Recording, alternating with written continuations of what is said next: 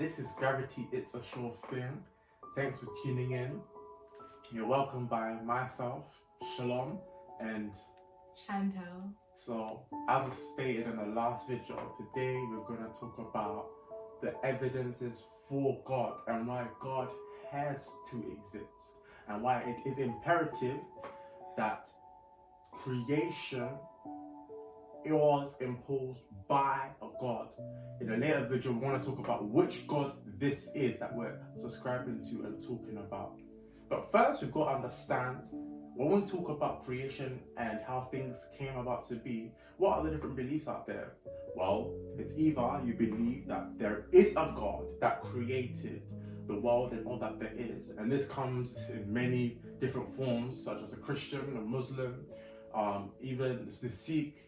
But the other form is believing that no God was in place of creation, but rather through natural selection, through evolution, life as we see it came together by chance.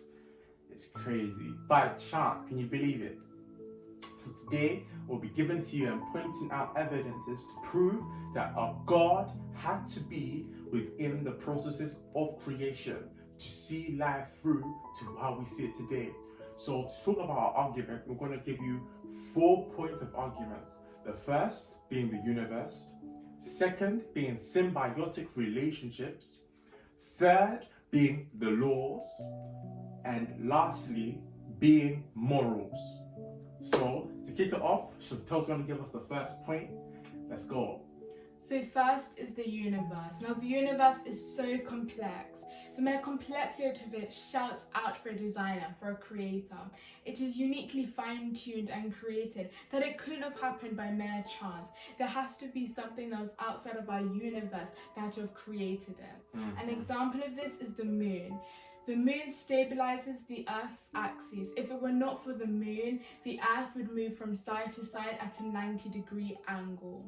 Also, the moon moves 1.5 inches away from the Earth. But wouldn't you say as well, like, because the moon, it contributes to the waves on the Earth? Yes, it contributes to the waves of the oceans. Yeah. Oceans. Oh, that's nice. Alright. And also, if you were to go back just a few million years, the moon and the Earth would have been so close together, as I stated before. Now that's just a few million years. What if we were to go back, like, as we know, the Earth is over 4 billion years old. So to say, so to speak. Yeah.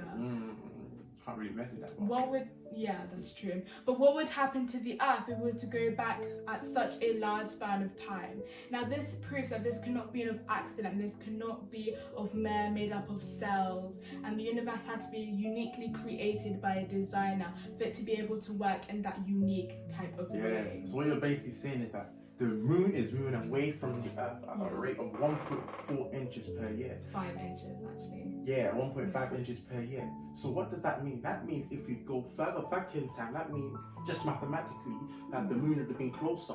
If the moon would have been so close to the Earth, all the oceans would have submerged onto the continents, making life an impossibility. Yeah. But the moon, as we Chantel rightly said, was designed in a way to contribute to life happening on Earth. That's true. It's amazing. Another point on the universe is how fine-tuned, I could say, or how perfectly placed the Earth is in the solar system. And you've got to understand that where we are in the Earth, in our holistic solar system, is the perfect place to contribute to life.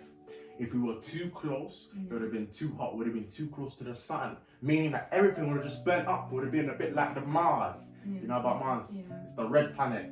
It's hot. Do you understand? But now, if it would have been a bit too far, and it would have been cold, so life couldn't have sprung forth because of the increased decrease in temperatures, even so not increase because we're going down. It would have been too cold for life to happen on this Earth. But the place that we are at, the position in which we are in the solar system, contributes to life, meaning that we were positioned intelligently to be in a place by a creator to contribute to life on Earth. It's amazing, man. So what other point do we have in terms of symbiotic relationship, Chantal? Okay, but first, a symbiotic relationship is a close entanglement relationship between like two or more beings. Now, your question might be, how can these beings or relationships lead us to God? Now, as we look at these close entangled relationships, we see that they are dependent on each other. They need each other to survive. They cannot live without each other. Now, an example of this is the bees and the flower. Now, the bee and the flower both need each other to survive. An example is the bee needs the flower for nutrients, and the flower needs the bee to be able to reproduce. Yeah. But the question is, how can evolutionists prove? Do they just think that the bees went millions of years without having any nutrients, without eating? And do they just think that the flowers went years without reproducing? Now, the answer to that question is that something must have created the bees and the flower to be able to be with each other at the same time, so that they'll be able to survive with each other. Wow, it's amazing, it's amazing. The bee and the flower, what a perfect match. Yeah.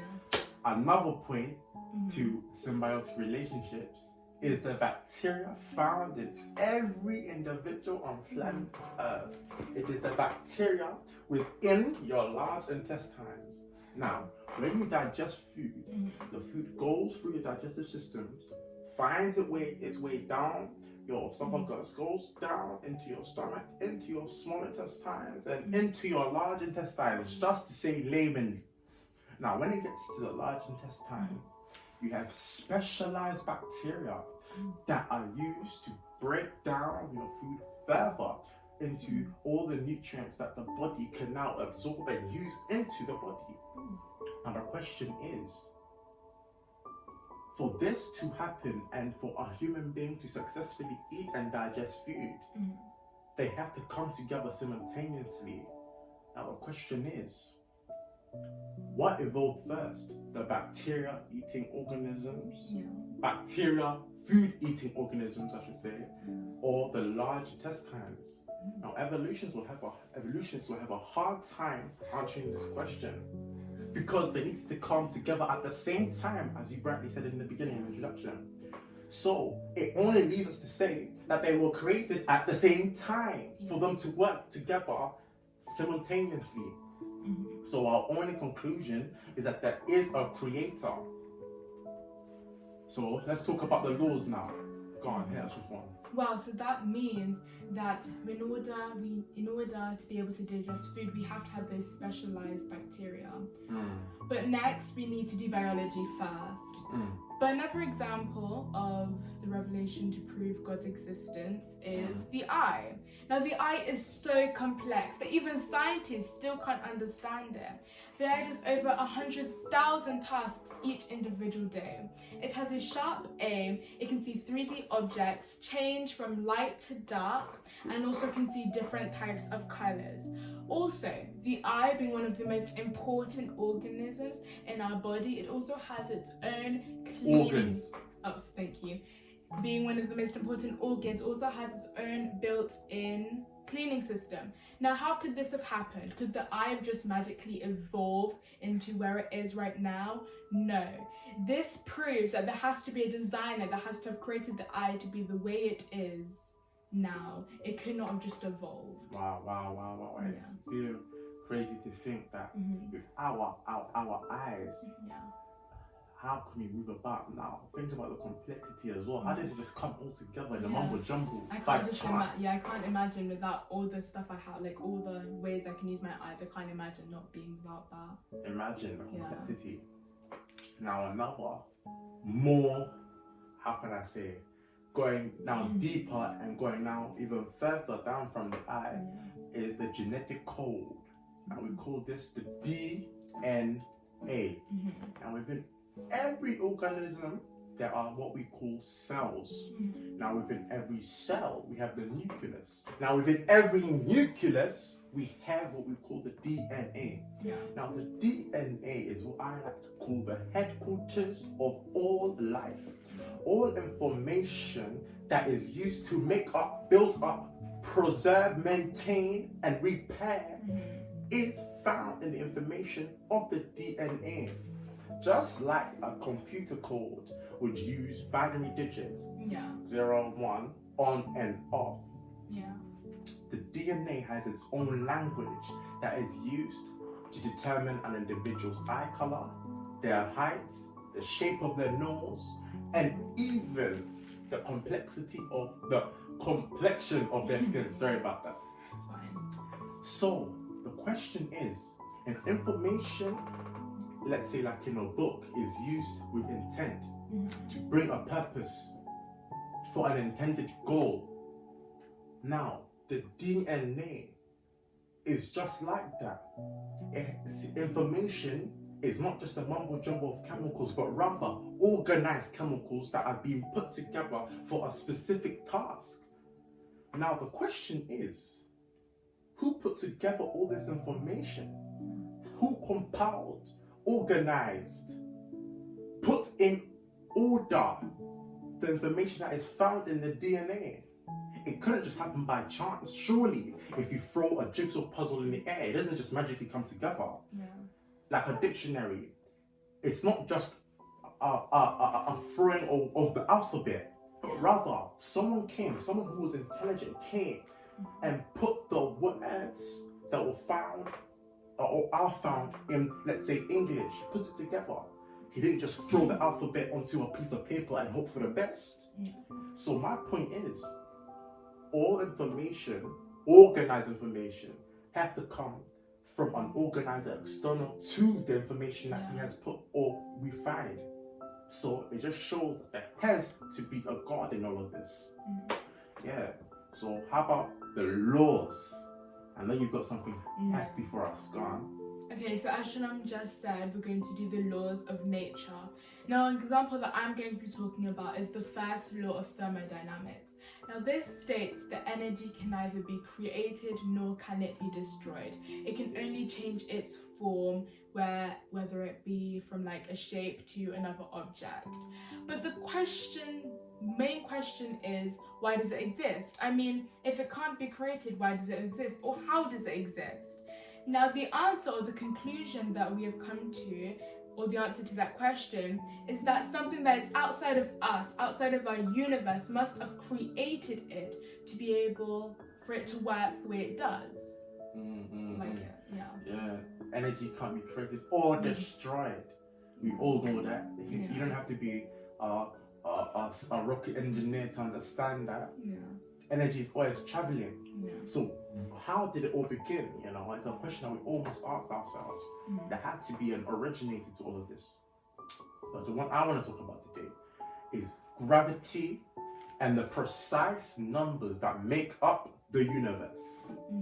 Now, you don't have to be, as I said, a rocket scientist in this regard now to know that what goes up, as they say, must always come down. Now, but what is that force that makes us come down? The simple answer is gravity. Now, there's no pun intended there. But anyway, so the question is, who is in charge or who is maintaining all these forces in the universe? Scientists have come to the conclusion of the precision of all the numbers that make up the universe, all the mathematical equations and formulae that contribute to the maintenance of the universe. Where is all this energy coming from? Who is maintaining it? When we look at a nuclear power plant, there is immense power and energy that is being drawn to create, as we know, electricity. But there has to be precision. There has to be understanding, and there has to be a capacity to look after the plant, or else is a cause of disaster. We know that in Chernobyl, where the nuclear plant exploded and caused mass radiation. People can't even live there. But the question is, in the universe, who is maintaining it? What external force is looking over and preserving it? The only answer I know in my book is a God. But, some people like to differ, but the evidence is too strong, man. But let's leave that one and go to our last point, being morals. Come on, man. Let's hit them. Chantal, let's go.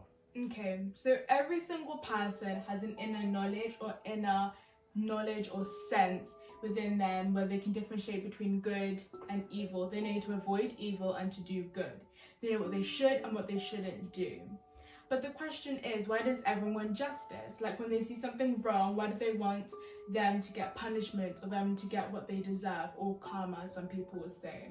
Now, the answer to this question is simple. We each have a conscience within us that is embedded in our hearts, that was embedded with a deity or God that we'll discuss in a later video.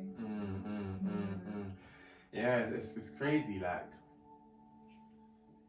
where do people find their reference point if they say that there is no God? No. You've got to understand that taking away God from the expectation of life is detrimental to even life itself. Yeah. Now, talking about morals, if there is no God, what is the difference between good and bad, right and wrong? Where is your reference point? If I say to you, in the understanding that there is no God, that I will come and take away your jacket, or I will come and, or extreme example, I'll come and kill you. What standpoint do you have against me coming and doing that heinous act? If there is no God, you are just a confirmation of a random occurrence, a blip in the universe. You have no value, your life is insignificant, and there is no point to your existence. But if there is a God and we come on that conclusion, then you are of the most value. God has set his law. He has given us the way we should live, and therefore we can now reference the right from the wrong. I can now say, I cannot come and kill you because God has said, thou shalt not kill. I cannot come and steal from you because God has said, thou shalt not steal. Within us is instilled a moral compass that we can only attribute to an external being God. Yeah. You know, hopefully, we hope that you've got some evidences to understand why there has to be a God. As Chantal said, I said in the beginning, and in a later video we'll talk about who is this God? What does he want from you? If you want anything, how do you get to know him? But for this episode, we're going to end it here. And we hope that from the evidences we've given to you, if you're a Christian or if you believe in a God, you have now evidences to show to your non-believing friends, to now talk to your workmates, to your school friends, to whomever, you know. And if you don't believe in a God, hopefully we've encouraged you, given you some hardcore evidence that you can't come against. But yeah, we would like to ask you now if you could subscribe, leave a like, and hit those post notification bell. If you have any comments, any responses, anything you want to say, just comment down below, and we'll make sure that we look at it and, you know, maybe give you a response, or, you know, maybe give you a shout out, whatever, man. But yeah, man, it's Gravity. It's a sure thing. Bye. Take care.